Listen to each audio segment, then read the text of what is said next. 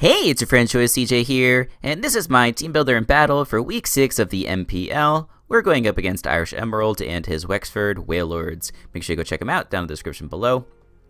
I'm going to go through this part pretty quickly because the battle's a little bit long, and I noticed that my recording is a little bit laggy. So sometimes when you record with Citra, it has a very high demand on the CPU, and so sometimes it slows down the frame rate of the battle a little bit.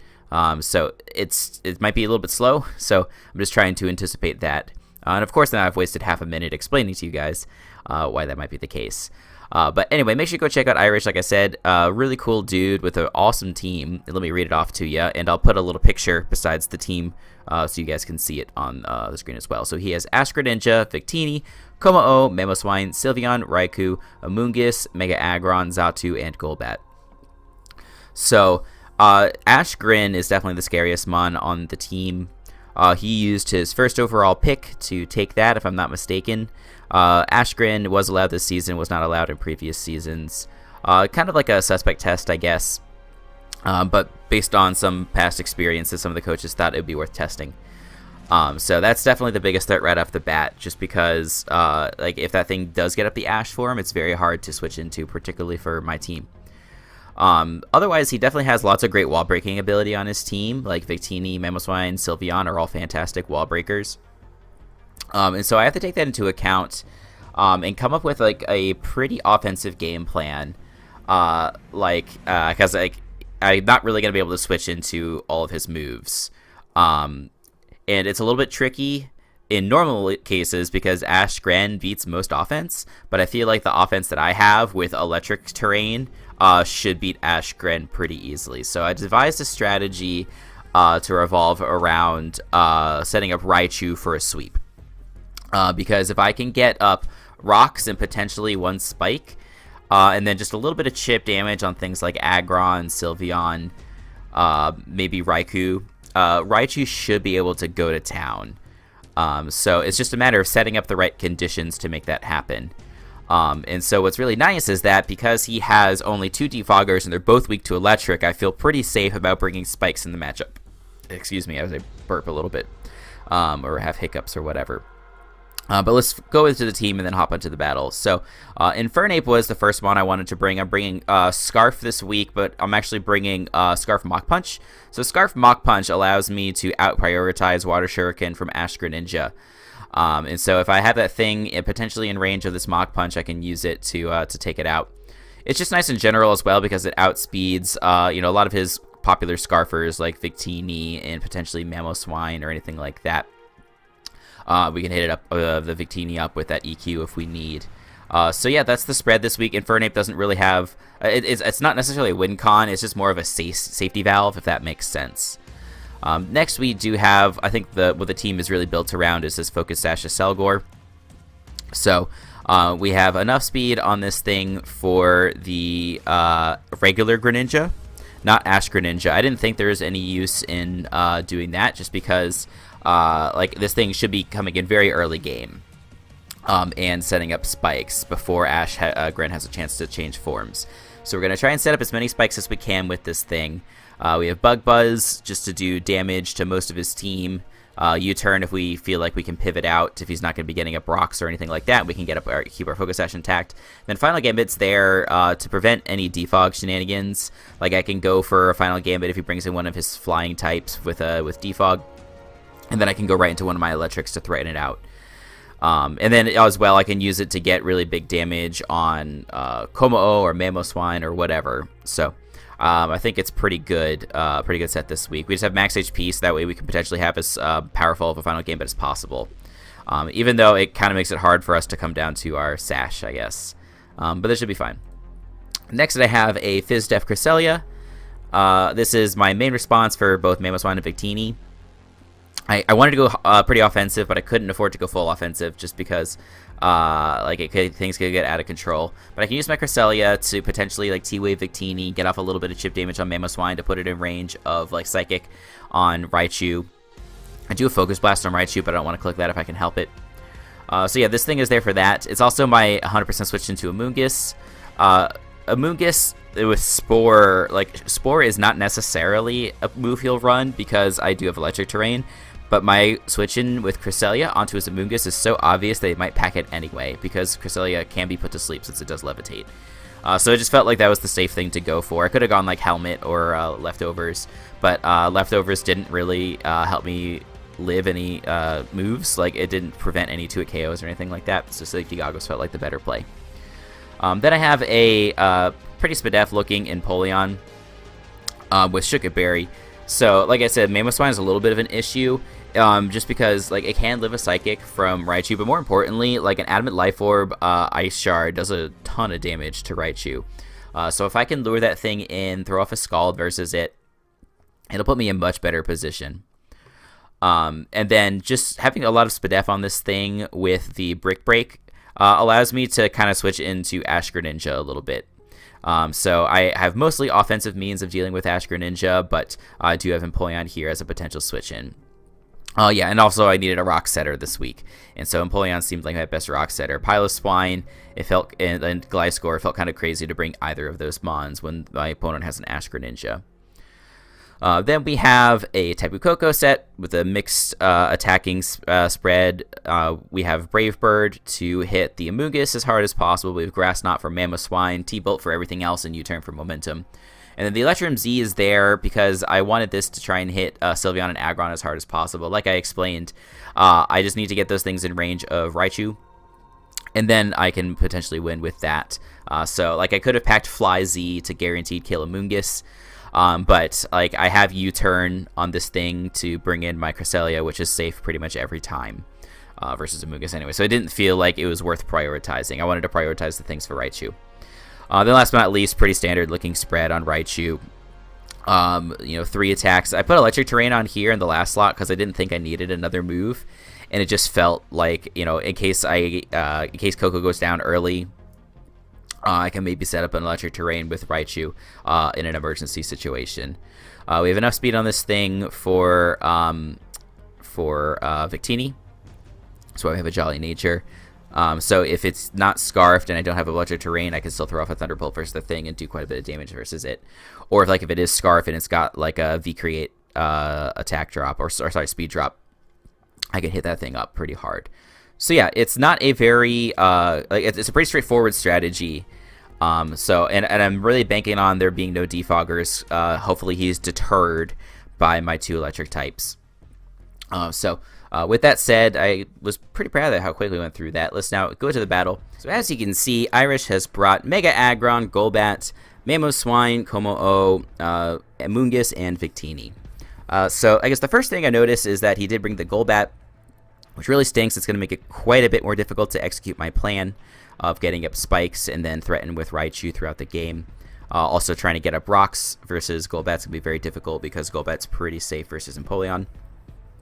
But also there's no Greninja, so it stinks. So he brought like a pretty fat squad overall, I would say, which means my hyper offensive approach is going to be a little bit difficult. Like, luckily I didn't go full hyper offensive. Like, I still have the Cresselia and the Empoleon to take a few hits. But yeah, just I'm gonna have a very hard time getting up hazards, and I'm gonna have a very hard time sweeping without getting enough chip on everything. So that's the way it is. So I don't want to lead with a Selgor, just because I feel like it's his most likely lead is probably Victini, and so like if he wants to go for Victini versus me, he can pretty much like bring me down to my Sash with almost anything, and then just immediately go into Golbat and Defog, and there's nothing much I can do about that. So I don't really like the idea of leading with that. I'd rather lead with Cresselia, which is pretty safe versus Victini, as well as everything else that's on the team, and sort of play reactively depending upon what he wants to do. So we're going to lead Cresselia and wish good luck, have fun, hit play, and we're going to do our best. So yeah, 2 and 4 is what we're looking at if we lose. 3 and 3, getting back to 500 if we win. 3 and 3 sounds a hell of a lot better than 2 and 4. So cross your fingers, guys. It's gonna be a little bit of an uphill battle, just because I read the matchup a little bit wrong. Like Greninja, yeah, I understand that it's a little bit vulnerable to the offense that's on my team, but it's a freaking Ash Greninja. So he really threw me through a loop there. Nice prep. So he leads with Aggron versus my Cresselia, and I am gonna now make the play into a Selgor, because 9 times out of 10 he's gonna click rocks here. And so I can get up a spike, and even if he goes hard Golbat, he should almost 100% of the time go for the defog, and I can go into Tapu Koko to threaten that thing. Even if he doesn't and he wants to go for like Brave Bird or something crazy, like Tapu Koko doesn't really care much about Brave Bird. And I can just U-turn and start to threaten that thing. So he does get up the rocks. He does go into the Golbat, like I said, and I am going to throw off this spike. And yeah, I'm going to expect him to defog immediately. And this thing is going to be such a nuisance. Like, this is going to end up being a pretty long game, just because the matchup ended up so differently than I expected. And I'm going to go for the U-turn. It's funny how little damage that does. But Golbat, with Eviolite and everything, is very physically bulky. And it makes sense for him to bring a physically bulky Golbat to deal with the Infernape to some extent. He didn't really have another response besides, like, I guess Komo-O is pretty decent. Or like a Fizdef Victini. Excuse me, just taking some water there. My throat's like really scratchy. That's just because I've been talking for a little while. I did one recording, but I decided I wanted to redo it. But I digress. Koko is in versus the Golbat, obviously going to threaten that thing out. I'm just going to go for a U-turn as the Amoonguss comes into here. I should have gone into Infernape here, because that would be a much more offensive play and definitely put him more on the back foot. But I decided to go Cresselia, just because this is obviously safe versus the Amoonguss. But the problem is that he's got a pretty safe switch into to the Aggron here. And so I don't really like that play that I made. Like, I could have gone for U-turn and threatened in he would have brought the Golbat back in. I could have gone either into my Koko or into my Raichu and been in a much better situation. But as played, I'm able to get the Aggron in and actually go for a T-Wave versus it. The speed control on it is not necessarily that important. But, the chance to pair up is, of course, always nice. And now I do make another aggressive play, and I get into my Infernape, and I'm going to be able to threaten this thing with both of my stabs, of course. And he's going to make a play right on into his Golbat once again, as I just click U-turn. So yeah, like I'm getting a lot of pivoting action off versus this team using Koko and Infernape to apply pressure. Although I still think I could potentially get more if I had made like the offensive play versus that Amoonguss. But it's just unfortunate because, like I said in the team builder, I really wanted to get up hazards versus his team. At least one layer of spikes and rocks as well. And that would very much punish this sort of momentum loop that we're trapped in right here. But without really being able to get up any hazards, there's really nothing stopping him from pivoting around and around and around. So I do go for the Brave Bird this time, because he did go into the Amoonguss the turn before. And so I thought I'd be able to catch it with the Brave Bird. He goes into the Aggron. And he said, when we talked in the game afterwards, that he was trying to scout for a Grass Knot. I do have Grass Knot, of course. I don't think I would click that when he showed the Amoonguss to be the default switch-in. But, it's a fair enough play. It also scouts for Brave Bird, which is not bad. It just doesn't, Aggron doesn't take T-Bolt particularly well. I think 2 T-Bolts at that range. Well, T-Bolt into, Electric Z would have killed the Aggron. So that was, the only thing I was thinking. But, it makes more sense that he's scouting for the offensive moves. The offensive coverage moves. So I go into my Cresselia, just because it's sort of the only thing. I guess, so it's, Aggron can't do much to it unless it has Toxic, which, of course, it does. And I came very close to going into Empoleon, which obviously would have dodged that. But I decided not to, so I go into Cresselia instead. So maybe that was a little bit of a mistake. I don't know if it's a situation of hindsight being 20/20. Because I can get up my rocks with Empoleon here, right? And that's actually not that bad. Because now it's going to force another defog, which means I can get back into my Koko and start applying offensive pressure again. But he does go into the Amoonguss. And I'm going to go just into my Cresselia. Here, I don't like, this was a better play than going, into Infernape or something like that, being a little bit more offensive, just because he does have the opportunity to go for an attacking move. Even if he didn't want to go for, Spore or something like that, even if he just wanted to go for, Stun Spore, bringing in Infernape would be bad. So, he's now going to go back into his Aggron as I go for the Psyshock. Go for the Moonlight. It's a few turns later that I go for a Psyshock. But yeah, I just need to get this thing as healthy as possible. Because with the Toxic wearing me down and the fact that I don't have leftovers, it's just making this really, really challenging. to keep my Cresselia healthy. Like, it's not critical to my strategy, but I need to keep it around long enough so that my offense can then take over. And I'm definitely not at that point yet. I don't have enough chip on really anything on the team. So I go back into Apollyon once again because I don't want to take like the 18% from Toxic on this next round. He gets full parried. I haven't really spoken about it, but he's gotten full parried 3 times now, which is definitely annoying for him. Definitely annoying for him because like having that little bit of extra damage on the Cresselia would be really nice because like, Cresselia is more healthy than it should be.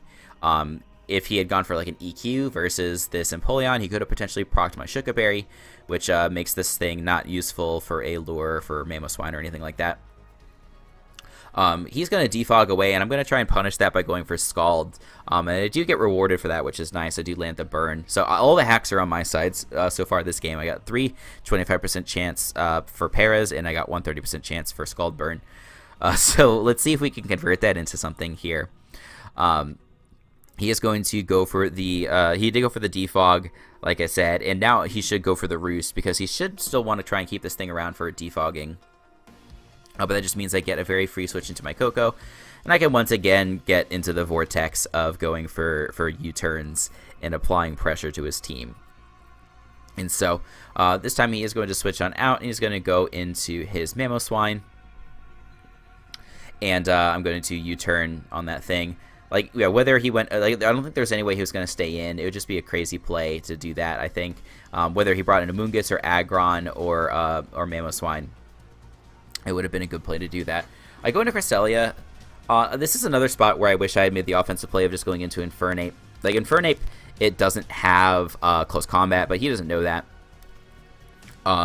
What I could do, like, if I went for U-turn and he stays in for some reason, then I can just go right into Cresselia.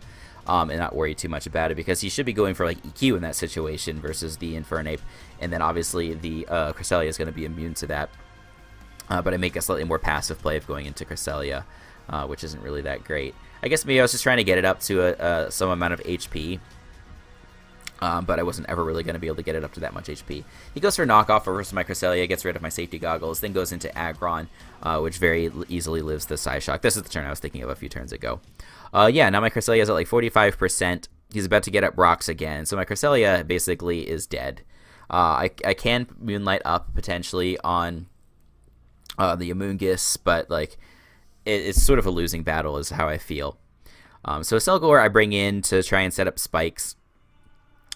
I don't know if this was impatient of me or not, but I decided I'm going to go for the spike and then just go straight for the final Gambit because at least I can get up one layer and then get rid of this thing that's been super annoying for my team. Like, if I can't get rid of this, there's a chance that my Scarf Infernape can actually do work, like if I get up rocks and I whittle down the Komo-o.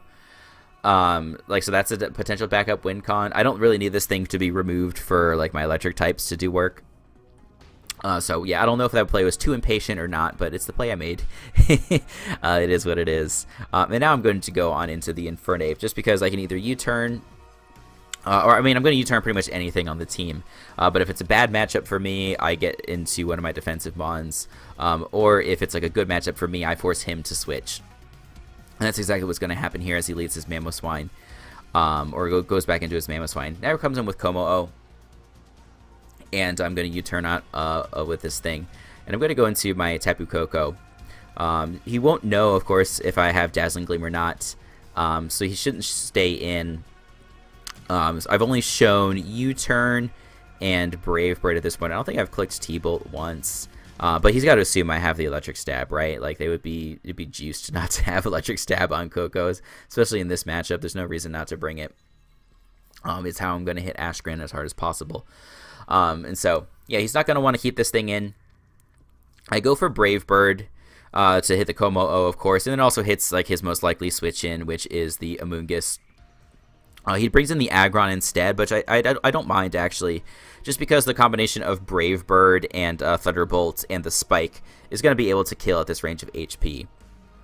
And so, yeah, Brave Bird was just completely drawback free in my mind, because then I can follow up with this T-Bolt. If he wanted to like make a really crazy prediction and then go on into his Mamoswine on the T-Bolt, like that's a really nice play.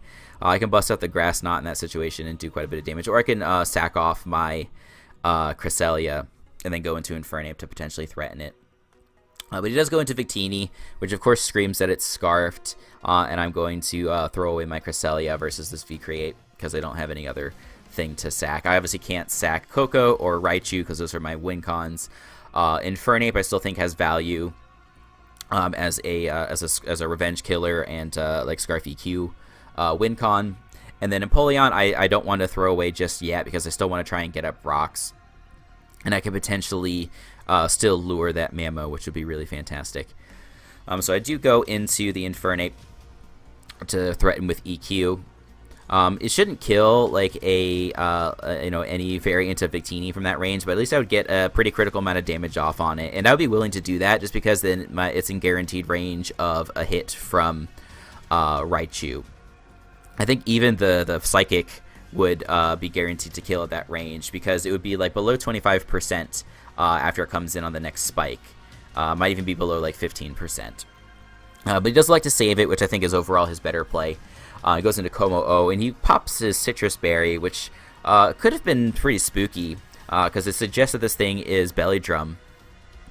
And so then after it takes the EQ, like there's obviously no one going to be able to kill it.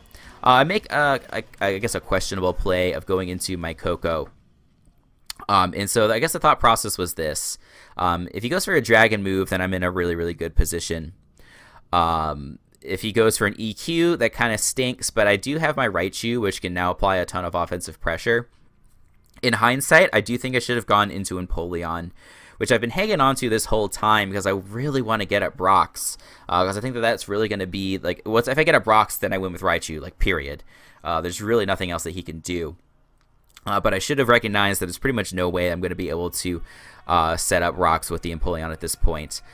So if I had sacked that versus the Como-O to 2 Earthquakes, I could then go into my Tapu Koko, throw off a Brave Bird, which like Tapu Koko in that situation pretty much collects a kill on something on the team. It might not kill Victini, but again, like getting the damage on Victini is great because then it puts it in range of Psychic. I can just spam Psychic versus literally everything on the team. So that would have been the better play, but as played. I have the Raichu in, I hit the Amoonguss with a big Psychic, it doesn't die, and then I just go for Thunderbolt, because I was expecting him actually to double into Victini, because Victini can live the Psychic, but instead he goes into Mamoswine, which lives the Thunderbolt, of course, because it's immune. So I really didn't think he would go into Mamoswine there, just because I don't think it lives, the Psychic, at that range of HP, which gets me to thinking that maybe it's like Assault Vest or something. So I click Focus Blast versus the Mamoswine because that's the only way I can guaranteed kill if it's an Assault Vest set. But then he goes back out into the Amoonguss, which lives the Focus Blast. So it's like, shoot, this is not going my way. I just throw off the Psychic again, kill the Amoonguss. But as you can see, I got only 1 kill with my 4 electric terrain turns. And it took 4 rounds of Life Orb recoil. Sorry, 3 rounds because I didn't take any on the turn. I went for T-Bolts versus the Mamoswine. So that's unfortunate. So it took 3 rounds, and I took a round of rocks. And then I was able to go into Victini and be in a position to threaten with a revenge kill. So now I go into Infernape, and I click EQ. I don't really have another play. If he wants to stay in, that's totally fine. And I actually end up killing it. Based on the rolls, I don't think that I should have killed from that range. Maybe I got like a max roll or something like that. But even if I didn't kill, then I'd be in a position with Raichu to go for an attacking move versus it. And kill it, because now it has 2 speed drops, right? Maybe like the Infernape would have been able to live, actually, the V-Crate. I don't know how it would have worked. But I do kill it. He goes into his Como-O. I get a crit on it, which doesn't matter because now I can follow up with a Psychic and kill anyway. But it's just funny because it's like salt in the wound, right? I've gotten like 3 paras, full paras on the Mega Aggron. I got the Scald Burn, and now I'm getting a crit. So it's just sort of funny how it, like, I got a bunch of luck in this game. But anyway, I'm now going to go back into my Raichu. Raichu's going to take a round of rocks. So it's taken 2 rounds of rocks, 3 rounds of Life Orb recoil. And it's about to take a 4th as I go for the Psychic versus this Como-O. And unfortunately, that's going to drop me to a range of HP where we really can't live any variant of Ice Shard on this Mamoswine. Like, I think even a Jolly Ice Shard would kill us. I think if we had one less round of Rocks or one additional round of Life Orb, or sorry, one less round of Life Orb Recoil, there's a chance that we could have lived from a Jolly Mamoswine. I found out afterwards that he was adamant, so I don't even think having one less round of Recoil, one less round of Rocks would have mattered that much. I don't really agree with adamant, just because he should want to outspeed Blastoise. But like, I guess the extra power is nice, so I understand. But yeah, like the Raichu wasn't really going to be able to survive pretty much in any situation at that point. And that's unfortunately going to give us a 1-0 loss, and it is going to put us to that 2-4 record, which is pretty hard to climb out of. Pretty much the only way that we can make playoffs is to win out, and then even in that situation, I think we need a little bit of help because my differential's not that great right now. It's -6, and I'm competing with Aaron and Fizzle, who have like similar records to me, but they have better differentials, and so either I have to like get a couple of big wins in the next 3 weeks, or I need to somehow pass them in record. Which might not be that easy. But like in terms of this game here, 1-0 loss is very close.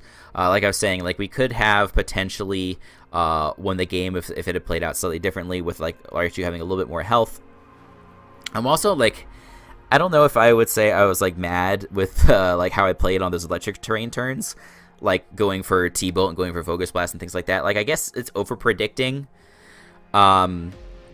But like if I had gotten those plays a little bit more correctly, I could have like killed one more Pokemon at least, or I could have saved on one round of Recoil. But like I'm not as mad about those plays as I am about some of the earlier plays. Like I had a couple of really good situations to go into Infernape and apply offensive pressure, and I went into Cresselia instead, and I think that was a mistake. And then sacking off my Tapu Koko when I did instead of sacking my Empoleon, I think really cost me. Because it sort of put me in, the situation where I have to blow my load. And I blew my load a little too early, as you could see there. Like, I just was not ready to... I wasn't in position to win with the Raichu there. I couldn't just spam, any moves and get the win. So, I could have made a couple of better plays to potentially win. And I still almost won, even with a couple of mistakes. So, with that said, I can't be too unhappy with the way that the game unfolded. Big shout-outs to Irish. He played a really good game, had a really solid game plan that really threw me for a loop. So, as I said at the beginning, make sure you go down in the description below and check him out. For Week 7, we are going to be going up against Super Suna Arashi, who we played previously in the BBL. We were lucky enough to catch a dub in that game. We had a pretty spicy strategy with a baton pass Zaptu going into an Arceus Dark. But of course, we don't have Arceus Dark in this league. We have to rely on just the standard Mons and try and catch a W that way. So if you're looking forward to that battle, make sure you leave a like and drop a sub so you can stay up to date on my MPL content and all my other latest and greatest Pokemon and gaming content. So until the next time, I will see you guys later.